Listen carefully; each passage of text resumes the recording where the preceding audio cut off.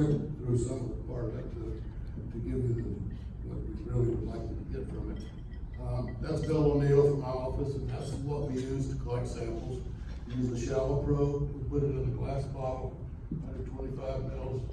And so all we're really doing, we don't really draw a vacuum. We just pull a sample of gas, we overpressure the bottle slightly so it can fly on an airplane and leak out rather than in. And one of the things Rogers did, it really made it possible for him to collect this much data, was that he we trained 4 crews for him. And so he had his own crews that solved all the local problems. The guys know how to work there, and they did an excellent job of collecting samples and allowed him to collect samples from 2002 to today. So he's still doing it. I showed this yesterday, and he didn't leave me much time, so I'm going to talk about it much.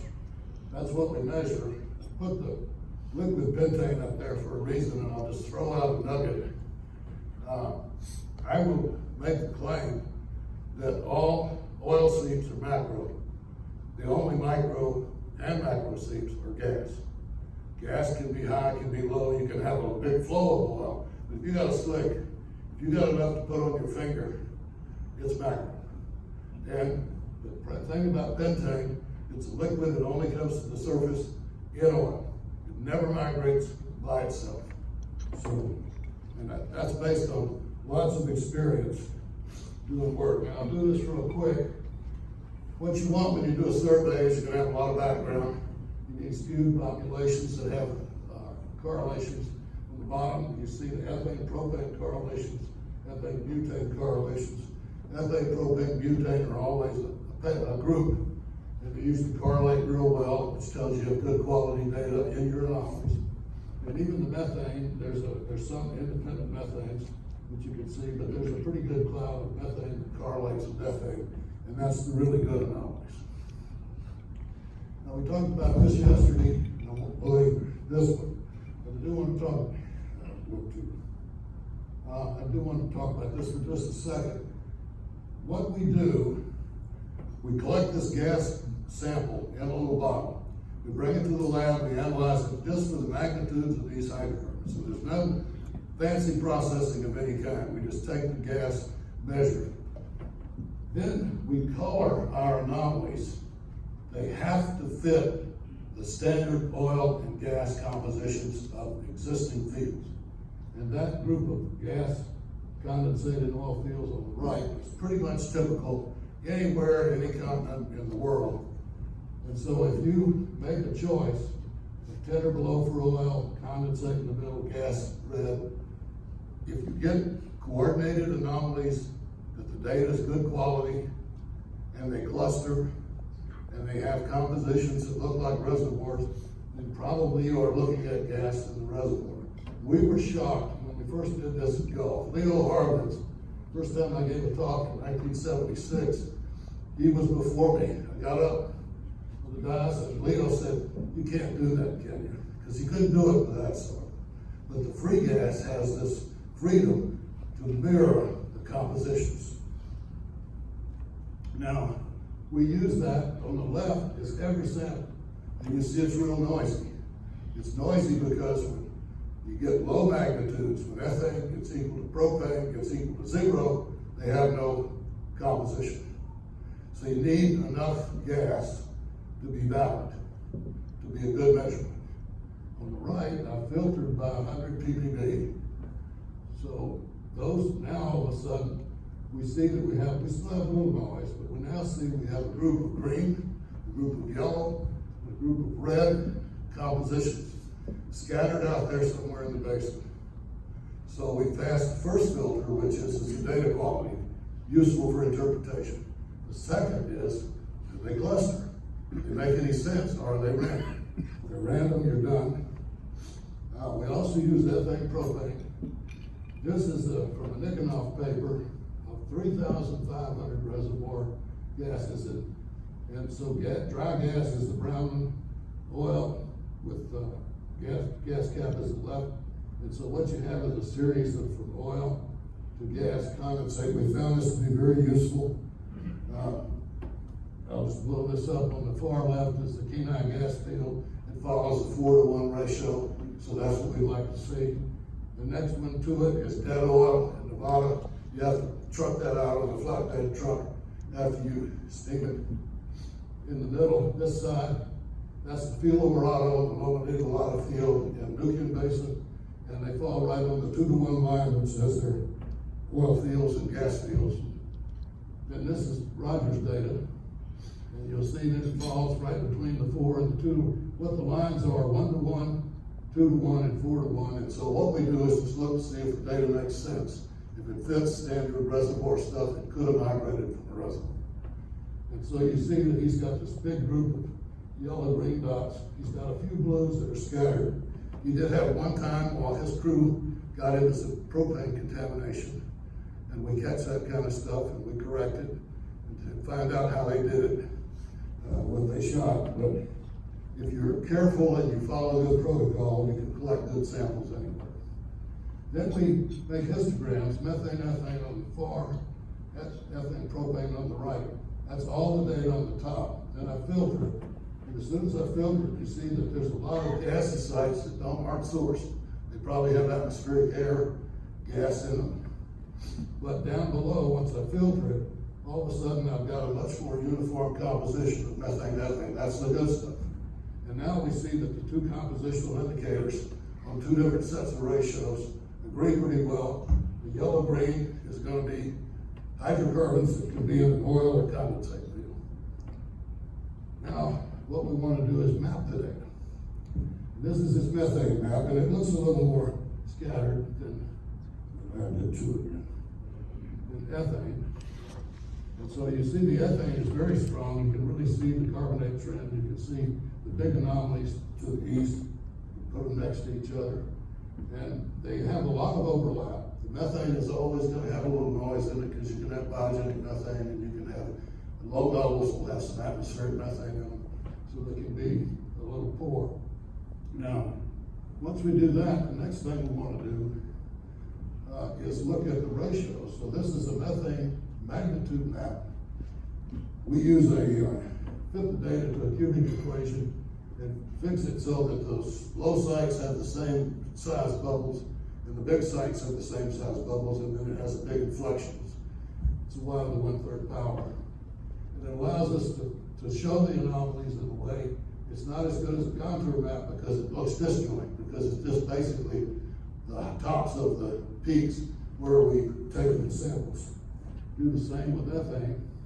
And again, the ethane map always makes a little better map than methane because it's really what we're looking for. And again, here I put them side by side, and now you really begin to see the correlation between the two. And that's the data that really has something to do with the source rock and that might relate to a reservoir. And then one of the things, Rogers liked this gas cloud he had, and in fact, he's got a big hazy anomaly right under it. So we put the two together. And so what we have is it's the methane-ethane ratio, so that's a uniform ratio. And we put the methane dot on top of the ethane dot. They don't both have the same color, but the ones that have bigger methanes then highlight the gassier ones. The ones that have the bigger ethanes highlight the oily ones, and where they have good coherence. So you can really see some very focused anomalies that on the far side, we've got about 250 meter spacing. In the center, about 1,500, and then in the eastern part here, where they're not enough samples, we're about 1,000 meters. Now, here's what the data looks like. And you can see that here's his gas cloud he's talking about. You can see the hazy underneath it. And so there's a really nice correlation there. Here's a contour map of the same thing. And on the contour map, you can actually see that we do see the guiding hydro field.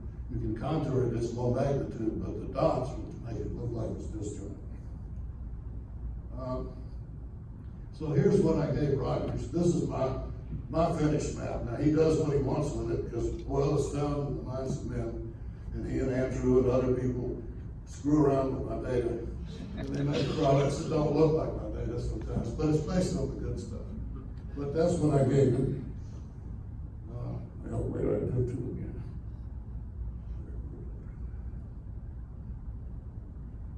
that is, well, I don't have enough time, so let me go to this part of the talk.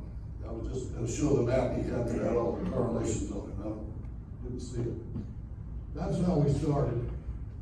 You calibrated down the other field, you calibrated the guy, and then we try to put a little stuff together, and this is about 520 samples. This is what he had in 2002. Unfortunately, a lot of surveys that we do in here, people have a budget, they give us so many samples, we go collect them, we calibrate over the fields if possible, we try to connect it regionally if we can, and they don't quite understand it, so it dies right there. And they never get to the really good stuff because they don't pursue it just a little further and then put the geology in that he's put in, because that's the magic. So we then added a little bit of samples. We put another set in there. From here, it's real hard to see, but y'all should be able to see that we got, really is, oh wait, I can see it on here. Because I can't see that. Okay, now, just notice how at the beginning I had some little brown dots down there, and you see that thing, and then all of a sudden they fill out. Because we came back and we added more and more data. Then he finally went to the east, and now it was clear. We see the carbonate trend, we see the gas. We don't know what's beyond that.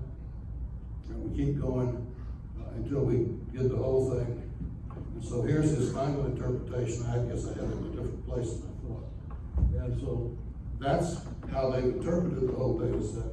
Something beyond my capability, because I just provide them with a service that is the data. Now, one of the things that I do is I look at the composition. So up here I put the pixel ratios, so you see the compositions of the gases. So all the colors on the map are based on where they fall on the picture. So basically we use we're fixing the composition. Empirically, it has to fit. That's where it is. If it's oil, gas, and condensate, so it has to fit the graph. And then we just look for clusters. If we have clusters, we got really good data. We have random data, we go home. And on the far left, Roger's talking about his KM1 oil, which he had a bottle of, but he also has a whole lot of samples he sent to some labs that did organic geochemistry on them. And all those samples on the left are capillary GCs that came out of those wells. And so they all have very nice condensate and oil capillary GCs from some of the samples that came from those wells. This is an oil play. He's just producing a little bit of gas. If I blow that up, you could argue whether you see the field. That's really the map of the field. And you can see that we're mostly yellow red dots. The green dot right by the KM1 well relates to that little trend. And what you'll see here, and this is a part of the survey where you need close density. You never need the same density everywhere. You need close density if the anomalies are small. You can use a wide density if you got an elephant. But if you're looking for something smaller, you got to close in. If you go through, as I did with all the data, all these little trends that you see, we found 1 or 2 sites each time we went back in those trends. But by the time we did it 4 times, we didn't get where there's no anomalies. There are lots of blank areas. We don't get a hit. Basically, this doesn't come back. But we needed the density to begin to flesh out these anomalies, because they aren't big, but they're very significant. This is my favorite illustration that Rogers didn't use of the field. And while it's real hard to see,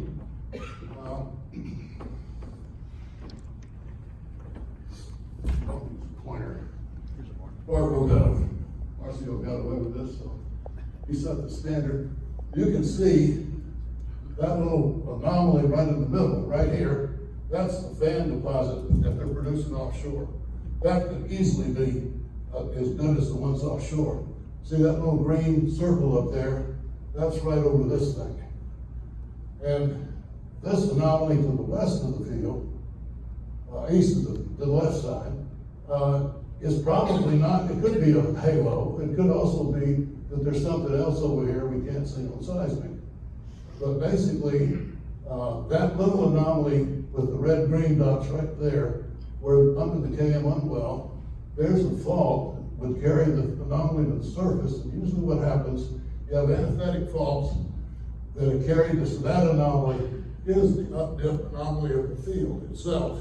It's not a big target.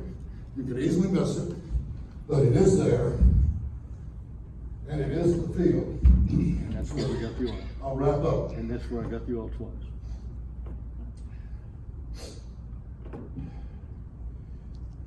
Our experience, you can at least see your slide up here. I've been in the business for 44 years. When I worked for Gulf Oil, before Chevron put them away, I had 60 people and a $6 million a year budget to do nothing but surface geochemistry. We bought Landsat item system. We did hazy anomalies. We did AdSort. We did fluorescence. We did microbiological. In fact, everything that you could do, Dave Richards had come up with a thing at City Service where he disaggregated samples, and I hired him so Gulf would have it too. And we tried everything. And what I can tell you is there is no substitute for measuring the source of what you're looking for, which means methane, ethane, propane, butane. Because I've done a lot of environmental surveys over whole cities, prairies, and all kinds of places, what I can say is that if you have ethane at 100 parts per billion, the atmosphere has 2 parts per billion in it, roughly. It has to come from a gas station, pipeline, or environmental, or it came from a source rock at depth. There is no other source for it. And it's a wonderful hydrocarbon. The bugs don't like it. Alan James showed that with his isotope stuff.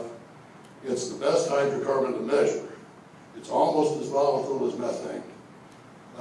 Shell now has, Shell Global Solutions has a group that is dedicated to measuring ethane by itself from air in airplanes, and they also have a ground monitor that I didn't show a picture of it, but it's a pretty impressive thing. But Shell is convinced that ethane is the key gas that you can measure, even in the atmosphere.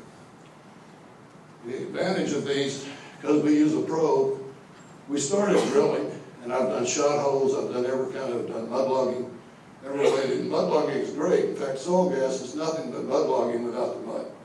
The difference is that you're just looking for the gas as shallow as we can find it, because there, the probe is noisier, but the probe is cheap. You can take a lot of samples for the same amount of money. And you can walk, and that means that you can do grids everywhere. And Canadian Hunter was one of my big companies at one time, and Vanderdyke, they formed their own company. I ran all their samples for a long time, and they finally got me down and wanted me to run for $15 a sample. And I told Dick Wyman, I said, I can't do that. Can't even pay the technician for that. And they then bought a gas chromatograph, formed their own company, and then they were out collecting 16 samples per mile on profiles, trying to stay on the road. And I told them, I said, if you guys would just get off the road, put a grid, you can use half as many samples, you get twice as good a data result. It's like 2D to 3D seismic. You have to have a grid. At Gulf Oil, we ran profiles because of seismologists until 1979. And then after that, I had a manager, Mark Matthews, some of you may know him. He said, we need 1,000 sites on the field and 1,000 off. And we need to be able to be sure we really know what we're looking at. And we started doing grids, and grids really work. But you need enough samples to recognize whether it's an elephant or a rhino or what you actually have.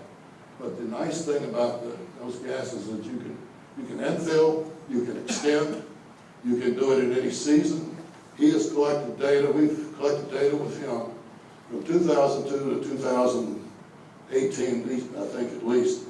And you can take every point anywhere and infill the map and remake the map. You don't have to adjust the data. There's no change. We're just measuring what nature provides, and nature provides a lot. Most of the hydrocarbons generated escape. And all you have to do is go and measure. Let me finish it here. I love this slide. It's the Pierce Junction field. If I'd have got there with my gas chromatograph, some guy found a seep on top of the dome, so it's a geochemical discovery. And then I looked at the statistics of the drilling on the dome, and it's quite remarkable how long it took to make money drilling on the dome. Even though the geochemist who found it, in fact, the oil was more on the flank than the top, and he would have said, well, he was wrong. It's a geochemical discovery. I got one little story, if you'll allow me. We had a presentation 2 days ago about Kuwait and the Bergan field. The Bergan field was the field that made Gulf Oil a major company. And the two men discovered that. Hollis Hedberg and Gus Power was their names. They were out in New York at the time. They went all over the world looking for seeps because that was the best way to look for hydrocarbons back then. And Gus, we had about 1978 or so, we had a migration seminar at Gulf Oil. We brought people from all over the world. We brought John Hunt. We brought everybody that we thought could help us. And Gus Power was there. And Gus told me, he said, there was a seep on the field. In fact, it's interesting to know where the first well was drilled. You could probably look it up because it was at a seep.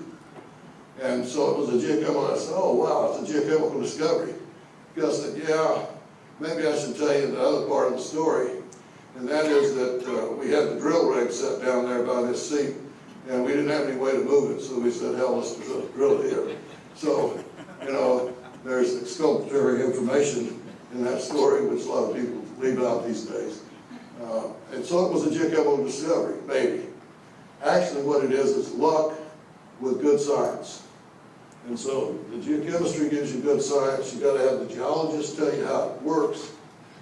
And if you do that, geochemistry is a heck of a tool. That's a good way to end. Thank you, Victor.